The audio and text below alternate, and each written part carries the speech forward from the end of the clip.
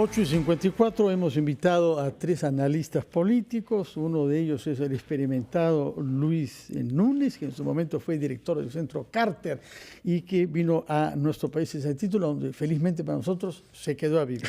Y junto a él 2 jóvenes analistas, el abogado Jeffrey Radzinski y el politólogo Darío Pedraglio. Buenos días.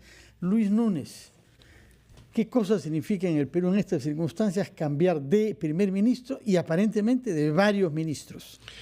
Buenos días. Estábamos comentando fuera de cámaras que el problema es que la burocracia peruana tiene un fenómeno que es esto de que cambia el ministro y pasan casi 3 meses para que todo lo que gira alrededor del ministro se recomponga. Y eso evidentemente es complicado. Comentábamos fuera de cámara también que normalmente los ministros tienen la vida útil de 1 año. Si de ese año pasas 3 meses reestructurando tu equipo, o sea, vas a gobernar por 9 meses. Y los 9 meses es un parto. Realmente es complicado. Pero le deseamos, por supuesto, la mejor de las suertes al nuevo premier. Ustedes lo conocen también como nosotros, una persona preparada, inteligente, a pesar que las redes... Carismático, ¿no? Carismático, a pesar que las redes no han dejado en la última hora de relacionarlo con una película donde estuvo con poca ropa, o que se fue del gobierno cuando el asunto PPK, o que los fujimoristas no lo van a querer.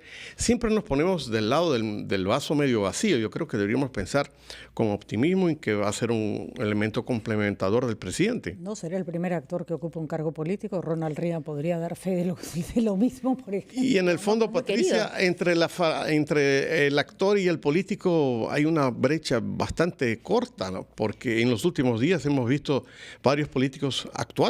Bueno, y además si se encarna bien el rol que se le ha encomendado, pues qué mejor. Claro, ¿no? Lo que pasa es que son las especulaciones. Ya la gente dice, no, esto es su prelanzamiento presidencial. O sea, las especulaciones siempre están de la mano, ¿no? Interesante, porque se podría pensar, y me gustaría la opinión de nuestros otros dos panelistas, que por ejemplo la salida de Villanueva, muchos la identifican con el hecho de que bajó en las encuestas. Tenemos entendido que el que presenta su renuncia es él y que incluso el presidente demora 24 horas para aceptarla. Se dice que Villanueva tiene agenda política propia. Y se le nota, además. Entonces tampoco le conviene a él quedarse al lado de un presidente cuando no es que a Vizcarra le esté yendo mal, sino que en la percepción a Vizcarra le está yendo mal por culpa del premier. Sí, el que tiene aspiraciones políticas dirá mejor me salgo antes que me siga cayendo la quincha, ¿no? Jeffrey Radzinski. Sí, digamos que en relación a la aceptación popular, ha habido una brecha muy grande entre la aprobación del presidente Vizcarra y el gobierno en general y todos los ministros. De hecho, si lo comparamos con presidentes anteriores, nunca hemos tenido esta brecha tan grande. Y ninguno de los ministros de este gabinete ha tenido mayor aceptación que desaprobación. Ninguno. Y eso es importante con este cambio, porque si recordamos los gabinetes anteriores de Kuczynski, el ministro con mayor aprobación era Salvador del Solar, que no es un dato menor. Salvador del Solar no solo es un buen comunicador, tiene experiencia de gestión, ha sido ministro de Cultura, tiene formación académica también. Y convicciones, convicciones. Popularidad, respaldo. Y eso es importante en esta coyuntura, en los últimos 2 meses, donde la aprobación venía bajando. Sin embargo, sigue siendo bastante alta, 56%, 60% luego de 1 año. ¿Pero ha bajado en un mes cuánto? 10 puntos en 1 mes. Es considerable, marca una tendencia, pero definitivamente todavía tiene una aprobación bastante mayor. Darío Pedraglio, primeras palabras antes de ir a los titulares de la hora. Creo que es una elección que puede dar nuevos aires al gabinete. Como dicen, la caída de popularidad seguramente es algo que los preocupaba, y la entrada del Solar, que es una persona carismática, conocida, con personalidad, que se maneja muy bien en medios, puede ser una inyección que favorezca. El pero que podría haber, los retos que tendría, por ejemplo, entablar una relación con el Congreso, especialmente con miras a la siguiente elección de la mesa directiva del presidente, sin duda va a tener que reforzar nexos, formar alianzas. Es una persona con la que es difícil llevarse mal. Exacto, es muy carismático. Sabe comunicar, ¿no? Exactamente, se le ve muy bien frente a cámaras, es una persona que... Pero se necesita un buen, si necesitamos un buen premier, necesitamos un buen norte.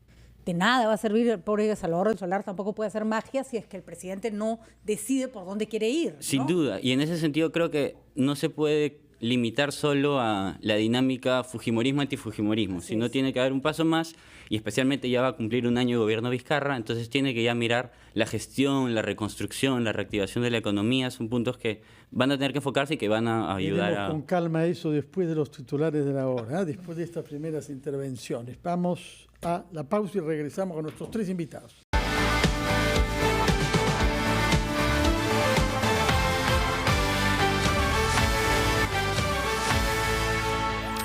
Son las 9:06 de la mañana y hemos invitado a 3 analistas con perspectivas diferentes para anticipar lo que sería un gabinete presidido por el señor Salvador del Solar, si se confirma, como creemos, en el curso de las próximas horas, su nombramiento. Sí. Una de las prioridades es la gestión pública, porque sabemos que los presupuestos no se invierten y que hay una cierta pasividad en los ministerios. ¿Salvador del Solar será capaz de empujar esta maquinaria pesada? Muy interesante tu comentario, Fernando, porque lo que hemos sabido de los últimos primeros ministros, y no solamente en este gobierno, sino en también gobiernos anteriores, es que son una especie de bomberos. Lamentablemente siempre están apagando el incendio de cada día y nunca tienen tiempo para pensar en esa perspectiva, en ese Perú que va a venir. Como tú comentas, tenemos graves problemas a la hora de invertir los presupuestos en los ministerios. Tenemos todavía esta espada de Damocles que sigue siendo la reconstrucción del norte. Yo hace poco estuve otra vez en Piura, fue mi 4º viaje a Piura este año pasado, y no veo realmente, o sea, están haciendo construyendo pero no se le ve todavía un montaje. Vamos a ver, vamos primero a Puerto Maldonado, capital de Madre de Dios. Ahí se halla el presidente del Congreso, Daniel Salaverry, con el que establecemos un contacto telefónico para que nos diga con qué misión él ha viajado ahí, puesto que se sabía que había prometido colaborar con algunas infraestructuras educativas en una zona que necesita aire acondicionado. Estamos en contacto con el presidente Salaverry. Buenos días, señor Daniel Salaverry. Muy buenos días, don Fernando. Cuéntenos, por favor, cuál es su agenda de actividades en la capital de Madre de Dios. Bueno, venimos a honrar un compromiso asumido en el mes de diciembre con los estudiantes y con los padres de familia del Colegio Billinghus, que es un colegio emblemático aquí en Puerto Maldonado, cuyas obras de infraestructura del colegio principal están paralizadas por problemas de arbitraje, y que ellos fueron trasladados, más de 1.000 niños trasladados a unos módulos provisionales, módulos que el Ministerio de Educación había construido para zonas de altura, es decir, de 4.000 metros para arriba, para zonas de heladas. Entonces ustedes imaginarán las altas temperaturas que tienen que afrontar estos niños en estos módulos aquí en Puerto Maldonado, que tenemos temperaturas de 30, 35, 37 grados, y encima los pobres chicos estudiando en estas condiciones que lo que le causan son desmayos, sangrado por la nariz. O sea, no tienen condiciones mínimas, primero para asegurar su salud y segundo para que puedan llevar un proceso de aprendizaje, pues, que es lo que se necesita. Así que hemos venido nosotros a cumplir con ese compromiso de colaborar con ellos desde el Congreso, con estos 30 equipos de aire acondicionado para que sean instalados en cada módulo. ¿Cómo los consiguió, señor Salaverry? ¿Cómo un legislador como usted ha sido capaz de conseguir esos 30 módulos con aire acondicionado? Sí, bueno, son los aires acondicionados, los módulos ya existían, que es parte de las renovaciones permanentes que hace el área administrativa del Congreso. Dan de baja algunos equipos, pero equipos que están en perfecto uso, pero la ley obliga a que se renueven, y esos equipos son los que nosotros hemos traído aquí para instalarlos y en favor de estos niños. Pero esta realidad, con Fernando, no es la única, aquí en Madre de Dios y en el Perú. 63% de las escuelas en nuestro país no están en condiciones para recibir a nuestros niños. No solamente son problemas de altas temperaturas, muchas escuelas no tienen cobertizo, no tienen techos, no tienen escritorios. Hay niños que caminan horas de horas en la serranía para llegar a una escuela y sentarse sobre un adobe. Esos son los temas que nos tienen que preocupar y a los cuales tenemos que ir dándole poco a poco solución. Y por eso, presidente del Congreso, nos preocupa también que dada esta situación haya congresistas que cobren cuando no están trabajando en la semana de representación y cobren los viáticos que corresponde a ese concepto y que además viajen al extranjero y también tengan los gastos pagados por el Congreso. ¿Qué decisión ha tomado usted o van a tomar sobre estos casos? He conversado con las vicepresidentas Jenny Vilcatoma y Leila Chihuán y hemos tomado la decisión de firmar un acuerdo de mesa directiva, que seguramente lo haremos el día de mañana cuando me encuentre en Lima, para prohibir los viajes al exterior de los congresistas si es que estos coinciden con la semana de representación. Pero esta es la solución de aquí para adelante. Lo que yo sí le invocaría a la oficina de la segunda vicepresidencia, cargo señor Segundo Tapia, es que tengan mucho cuidado al momento de elaborar los informes que autorizan estos viajes y que cruce información respecto a las fechas para evitar que ocurran estos problemas. Ahora, ¿qué sanción van a tener los que han incurrido en esto que para algunos es un delito? ¿Para usted qué es? Sí, bueno, obviamente hay que ver finalmente cuál ha sido, digamos, el problema, si ha sido un tema netamente administrativo, un tema ético o ya hay un tema de delito ahí. ¿Para usted no qué soy es? abogado, no soy especialista en el tema, no me voy a atrever a tipificar este tema, pero seguramente esto se va a investigar y se va a determinar si hay responsabilidades o no. Cobrar un cheque personalmente con un monto que sabían que no iban a utilizar. Sí, por eso le digo, este tema es un tema grave, es un tema muy delicado, pero tendrán que ser las instancias pertinentes en el Congreso quien determine. ¿Cuáles son? ¿La Comisión de Ética? La Comisión de Ética, así es, y si es que obviamente esto es un delito, probablemente habrá algún tipo de proceso ya de investigación en el Ministerio Público. Ahora, lo que sorprende... Lo importante de aquí es que esto no siga sucediendo. Ahora, lo que sí, eso que nos preocupa, nos hemos enterado por la prensa que ha hecho un buen trabajo, pero eso no tendría que haber sido una investigación del propio Congreso. Por ejemplo, el señor Tubino, el vocero de Fuerza Popular, ha dicho que la denuncia del cuarto poder de viajes de congresistas de la bancada de Fuerza Popular, ignorando los de otras bancadas, ocurre cuando se cuestiona el periplo presidencial de España que costó en unos días $800.000. Juegan en pared Daniel Salaverry y Martín Vizcarra, quien les dio el chocolate mascado en el Congreso, dice el señor Tubino. Bueno, lo que dice el congresista Tubino es muy grave. Cada vez que existe una denuncia contra algún político, no pueden salir a culpar a los periodistas, ¿no? Y además poniendo en tela de juicio su honorabilidad y su transparencia, como si los periodistas estuvieran sometidos a algún tipo de interés por parte de alguien, y menos a un medio de comunicación. De acuerdo, tomamos nota de su compromiso entonces. En todo caso, lo mejor que podría hacer es aconsejar a sus congresistas de que no cobren estos cheques, que tengan mucho cuidado de las fechas en las que viajan y no estarlo culpando a los periodistas que lo único que hacen es su trabajo. Tomamos nota entonces de su compromiso para que esto no pase por aguas calientes. Tengo entendido que había una norma decidida por el señor Luis Galarrete cuando fue predecesor suyo que ha flexibilizado estos usos. El tema del día, sin embargo, señor Salaverry, permítame que le pregunte sobre eso, es el eventual nombramiento de Salvador del Solar como primer ministro. Usted tuvo que lidiar con él cuando usted estaba en el llano, en el Congreso, y él se desempeñó entre diciembre del año 2016 y diciembre del 2017 como ministro de Cultura. ¿Qué recuerdo guarda de la gestión del señor del Solar como ministro?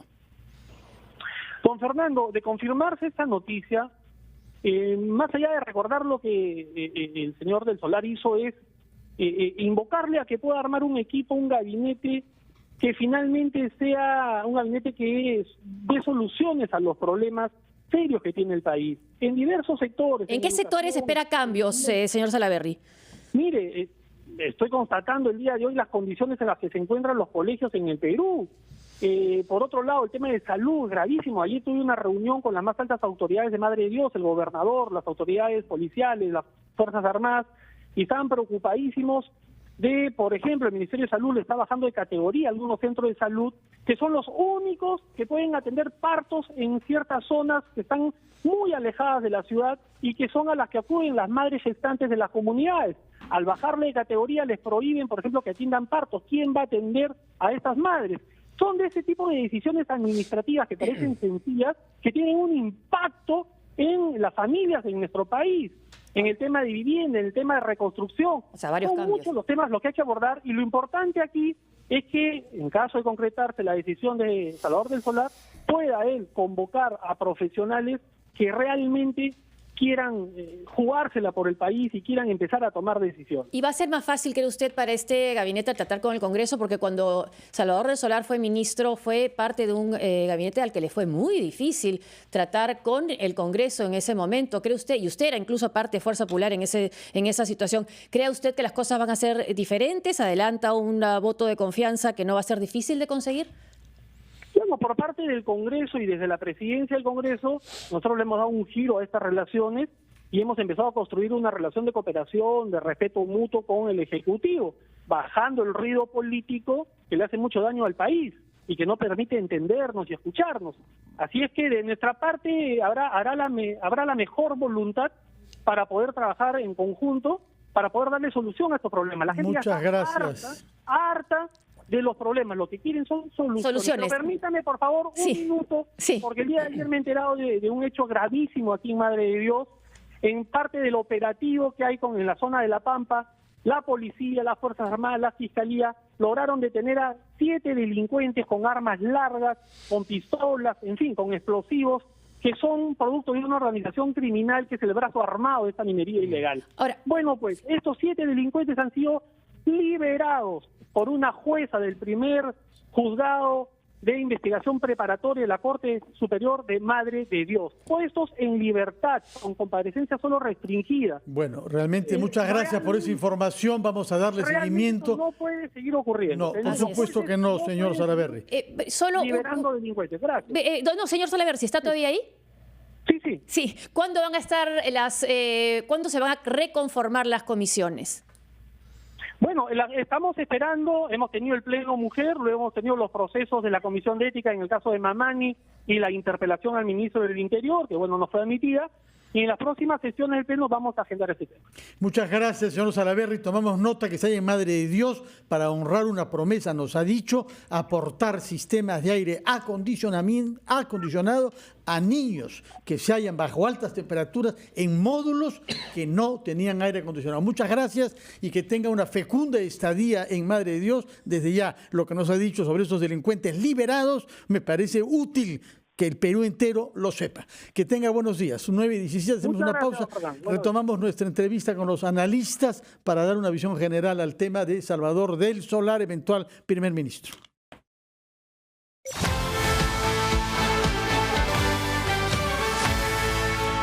Son las 9:20 de la mañana, retomamos nuestra entrevista con 3 analistas con sensibilidades y generaciones diferentes. Comencemos con el más joven, señor Pedraglio, frente a lo que hemos escuchado, en particular de Daniel Salaverry.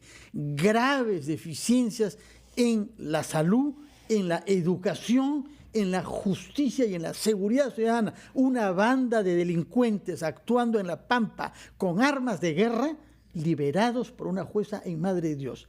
¿Estará Salvador del Solar a la altura de esos desafíos? Espero que sí, es un gran reto. Sacar adelante ya cuestiones de gestión pública, de políticas públicas, no solo de conflictos políticos o de coyuntura política, es uno de los principales retos que tiene Salvador del Solar y su futuro gabinete. Va a tener, creo que, elegir algunas batallas. Uno no puede enfrentar todo a la vez, ni todo de una. Entonces, probablemente va a tener que elegir, en este caso, seguir la lucha contra la corrupción, enfocarse mucho en la reconstrucción, también hay que seguir con la lucha que ha iniciado Vizcarra contra la minería ilegal, son puntos que él va a tener que tomar y continuar, Ahora, pero es un reto fuerte. Es un reto y es otro tono, porque cuando estuvo el ministro de Cultura en el gabinete de Kuczynski, era parte de un gabinete que fue muy cuestionado por no saber enfrentarse o no saber reaccionar con fuerza frente al fujimorismo y al aprismo en el Congreso, que fue una relación muy, muy difícil. Entonces, ¿ustedes creen que va a tener, digamos, otra actitud, otra energía en esta situación? Yo creo que sí. Y creo que hay dos asuntos fundamentales en gestión pública antes de responder eso directo. La primera es la relación con los gobiernos subnacionales, con los gobiernos regionales y las municipalidades. El tema de inversión pública ha bajado considerablemente en este primer trimestre por el cambio de autoridades y es un tema que también me parece clave para el nuevo presidente del Consejo de Ministros. Y lo segundo, en cuanto al antagonismo, creo que es una persona que ya ha demostrado que se puede enfrentar a la oposición. Recordemos que su salida fue en el marco del indulto negociado. Pero hoy la relación con el legislativo es distinta. Primero, Salaverry, ha dado un giro. Por un lado, y por otro es porque la oposición está sumamente debilitada. Ya no son los 73 en Fuerza Popular, sino 55.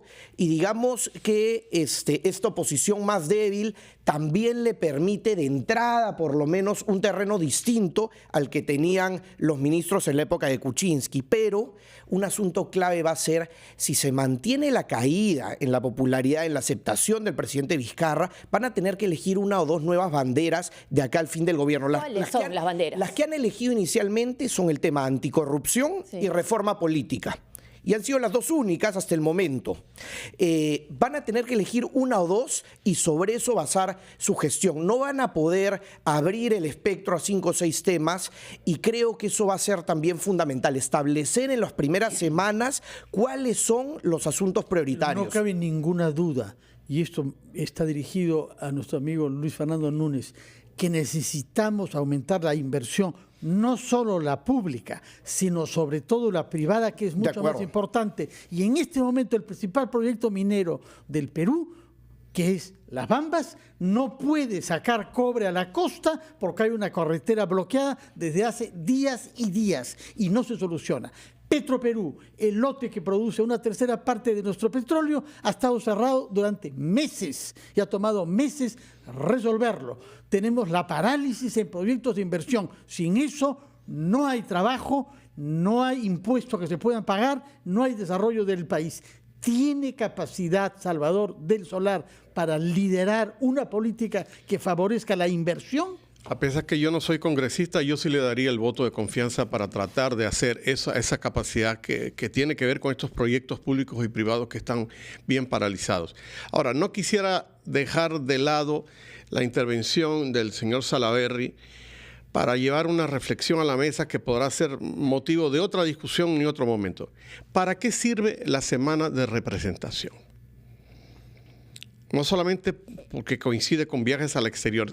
¿Para qué sirve la semana de representación? Para tomar contacto con los electores en las regiones, en un país que adolece de un limeñocentrismo sería la teoría, exacerbado. Pero en la práctica. Yo he estado en provincias cuando algún congresista estaba en su semana de representación y lo llevan como si fuera un rey, un pachá, ahí paseando por las calles, pero no tiene mayor contacto que el de la calle. Yo creo que hay que revisar la semana de representación. Ahora, volviendo a tu pregunta, creo que el primer ministro tiene que tener un gabinete a su lado que complemente una acción verdadera que destrabe inversiones, que gobierne, porque de verdad que en este país, querido, cada día hay 3 o 4 paralizaciones, 4 conflictos sociales de gran envergadura que no permite lo que tú comentas. ¿Y en qué sectores, Luis? Porque se habla mucho además también, que comentábamos en la pausa, del presidente que tiene está muy cercano, tiene su gente muy cercana, pero no acepta gente que no conozca mucho. Así es. Y entonces eso hace difícil también que amplíe un poco el gabinete. Claro, yo pienso que hay que refrescar el gabinete con gente que esté dispuesta a ir a la cancha y sobre todo seguimos con un problema que a veces uno discute si es una estrategia del gobierno o es dejadez, que es el tema comunicacional. Yo creo que una gallina cuando pone un huevo cacarea y creo que al gobierno le hace falta cacarear sus acciones. Nadie ha defendido el viaje, por ejemplo, el del presidente de España, al contrario. Que era un viaje planificado y los que hemos estado un poco mirando la agenda del presidente tanto en Portugal como en España, eso fue un viaje que se programó casi con un año de anticipación. Por el tema que Fernando comentaba, la necesidad de inversiones. Tanto los portugueses como los españoles tienen una mirada ahora distinta de acuerdo a este viaje. Pero se quería que el presidente estuviera con una pala sacando lodo. ¿Eso puede haberle costado los 10 puntos? Sí, sin duda, sin duda. Pero es una percepción equivocada, porque el presidente está para hacer las grandes cosas, estar con la gente. Es más, el presidente al día siguiente de haber regresado con jet lag y todo, ya estaba otra vez en Piura. O sea, este es un presidente que de verdad se ha ensuciado los pantalones ahora, viajando. Ustedes, en general, como analistas políticos, conceptúan que una de las graves deficiencias de nuestra vida política es que no hay partidos sólidos. Es correcto. El hecho de nombrar a alguien que no es miembro de partido, aunque se rumoreaba que quería crear alguno, ¿no? ¿Es positivo o es negativo para la institucionalización de la vida política? Creo que es positivo. En nuestro país, lamentablemente, los partidos no son vistos con buenos ojos. Se tiende a preferir gente fuera del establishment. Entonces, por ese lado, es algo que la como ciudadanía... Gloria Montenegro, que se voció, por ejemplo, Pero recordemos además tiene que una buena imagen. El partido Peruanos por el Cambio, bueno, hoy día contigo, ya no necesariamente tiene una relación con el gobierno. Es una situación que también va a ser reto del Solar resolver, porque no queda clara la dinámica entre partido, bancada y gobierno. Quizás es más importante la dinámica de bancada-gobierno que gobierno-partidos. Yo creo que sí. Están tan debilitados. Más aún además. porque Peruanos por el Cambio, hoy día contigo nuevamente, no es un partido sólido, con bases fuertes, donde a nivel regional tenga gran representación. Ya ninguno lo es, ¿no? Y es sintomático de lo que hay. Es un presidente sin partido, sin bancada oficialista, con lo cual, digamos, se está moviendo en ese espacio, ¿no?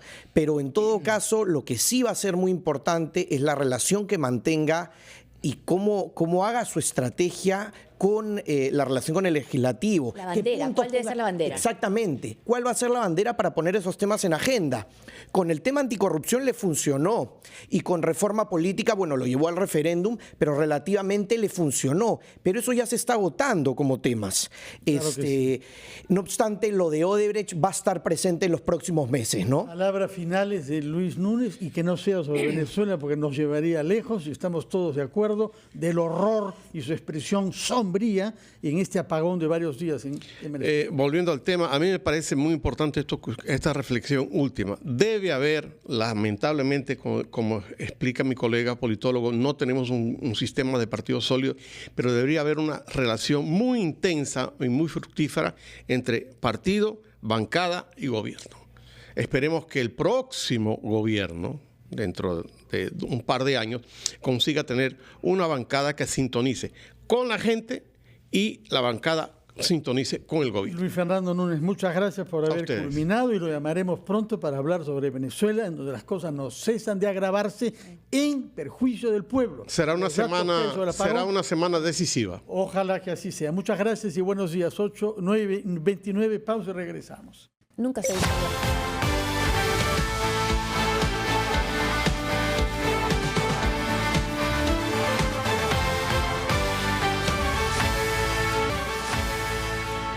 Son las 9:49, tenemos que dar cuenta de un tuit recibido de la Fiscalía Especializada en la Violencia contra la Mujer, que da cuenta de que la señora fiscal Catarine Borrero interrogará el día de hoy en el Congreso al congresista Johnny Lezcano por las denuncias que hay sobre delito de acoso sexual. Daremos cuenta a lo largo del día lo que trascienda de este interrogatorio fiscal, repetimos, al congresista Johnny Lezcano. Recibimos ahora a la señora Wendy Ledesma, ella es directora de la Autoridad Nacional de Protección al Consumidor de Indecopi. Y el dato ahí macizo es que Indecopi ha impuesto en los últimos 4 años 2.600 multas a un total de 1.100 escuelas por hacer cobros indebidos. Cuéntenos, por favor, ¿Cuáles son esos cobros, los que se producen con más frecuencia, según el registro que ustedes tienen en Indecopi? Así es. Buenos días, Josefina y Fernando. En efecto, nosotros hemos tenido en el periodo que registra nuestro Mira Quién Le Compras, que es la data de todos los proveedores sancionados, más de 1.000 escuelas que han sido sancionadas en los niveles de inicial, primaria y secundaria, y las sanciones que se repiten más es direccionamiento de útiles y uniformes. Te dicen a dónde tú tienes que comprar, cuando en realidad tú puedes escoger el proveedor donde compras tú los útiles. No tienes que comprar ninguna marca. Exacto, una marca, lo mismo con los uniformes, la negación al acceso al libro de reclamaciones. Se han encontrado algunas escuelas con niveles de informalidad y legalidad. Por ejemplo, hace 2 semanas acabamos de tener una conferencia de prensa con el Minedu en el cual anunciamos 20 instituciones que han sido sancionadas, ¿no? Tanto por la Comisión de Protección al Consumidor, porque tenían un grado de informalidad. Por ejemplo, empecé brindando el servicio de primaria, ¿no? Y como esa promoción continuó secundaria, yo ofrezco el servicio, pero no tengo la licencia o la autorización correspondiente. Entonces, ese niño tiene un perjuicio de que no va a recibir su certificado final o lo va a recibir de otro centro de estudios. Entonces, allí hay una herramienta potente que es una del Minedu, en la cual uno puede ingresar y puede finalmente ver si el colegio tiene autorización o no. Lo del libro de reclamaciones, que a veces no se lo alcanzan a los padres de familia, ¿es así? Sí, por ejemplo, ¿Qué deben hacer entonces ellos? En ese momento nosotros tenemos como Indecopi bastantes facilidades para que los padres de familia puedan informarnos de este tipo de infracciones a la normativa. Tenemos un formulario virtual gratuito en el teléfono, a la página de Indecopi, y ahí está, pongo formulario virtual reclamos. Tengo un correo electrónico que es sacreclamo@indecopi.gov.pe y más fácil, colegios2019@indecopi.gov.pe, y nos informan cuál es el colegio, el distrito, y nosotros hacemos la coordinación con la UGEL y con la municipalidad para hacer una intervención o una visita inopinada. Entonces, es fácil, y este tipo de campañas nosotros las hemos priorizado y perfeccionado en los años, porque nosotros sabemos que un padre que denuncia, ¿no es cierto?, a veces no tiene el incentivo porque sabe que van a tomar represalias contra el menor. Niño, claro. ¿No? Lo van a sacar del aula. ¿Cómo lo puede hacer exacto. entonces? ¿Cuál es el procedimiento que han facilitado ustedes para que un padre que se siente maltratado en sus derechos en una escuela pueda hacer llegar a Indecopi la información? Así es. Tiene la vía de la denuncia o el reporte incógnito a través de los correos electrónicos. El más fácil, colegios2019@indecopi.gov.pe. Colegios, plural, 2019, Colegios todo junto, 2019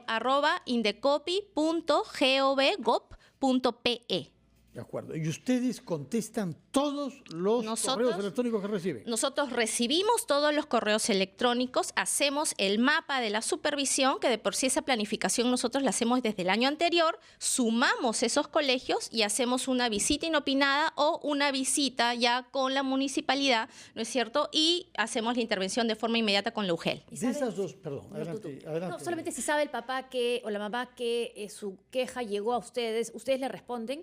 Nosotros hacemos una verificación, ¿no? Podemos finalmente contactarnos para ver si quiere ir por la vía del reclamo. Por ejemplo, si me pidieron, como mencionaban en la entrevista anterior, ¿no?, todos los útiles completos, aseo general para todo el colegio. Por ejemplo, a veces te piden planchas de papel higiénico o te piden detergente, etcétera. Nosotros inmediatamente verificamos esa información con el padre de familia, pedimos, ¿no es cierto?, si no han adjuntado la lista de útiles, los requerimientos, obligaciones para pagar la PAFA completa, no ha tenido la oportunidad de participar en el comité de la elección de libros, por ejemplo, ¿no?, que es algo que también se da y que finalmente allí los padres deberían poder elegir cuáles van a ser los útiles que se van a utilizar el siguiente año. Nosotros verificamos esa información y con eso contestamos al padre y lo incluimos dentro de la lista de supervisión. Bueno, muchísimas gracias, Wendy Ledesma, responsable de la protección al consumidor en Indecopi. Felicitaciones por esas 2.600 sanciones impuestas a escuelas privadas que han querido aprovecharse de la pasión que tienen los padres de familia, como es natural, porque sus hijos reciban la mejor educación posible. Pero esto dentro de los límites fijados por la ley y no fuera de la ley. Así es, lo que buscamos más que solo estar sancionando es que ya de una vez los colegios internalicen la importancia de cumplir con la normativa. Y finalmente estamos hablando de un proyecto de vida. Esta persona evidentemente va a querer desarrollarse y finalmente generar beneficios para la sociedad. Y para eso necesita el certificado, y si estamos estudiando en un colegio legal, pues entonces no lo vamos a recibir. Muchas gracias, Wendy Ledesma. En RPP seguiremos informando sobre la jornada, que es la primera de los escolares de nuestro país. Son las 9:55, nos vemos esta noche con Patricia del Río para saber quién tiene la razón a las 7, y lo dejamos con el chef Gastón Acurio, quien tiene la receta hoy de canutos en tuco. Buen apetito y buenos días.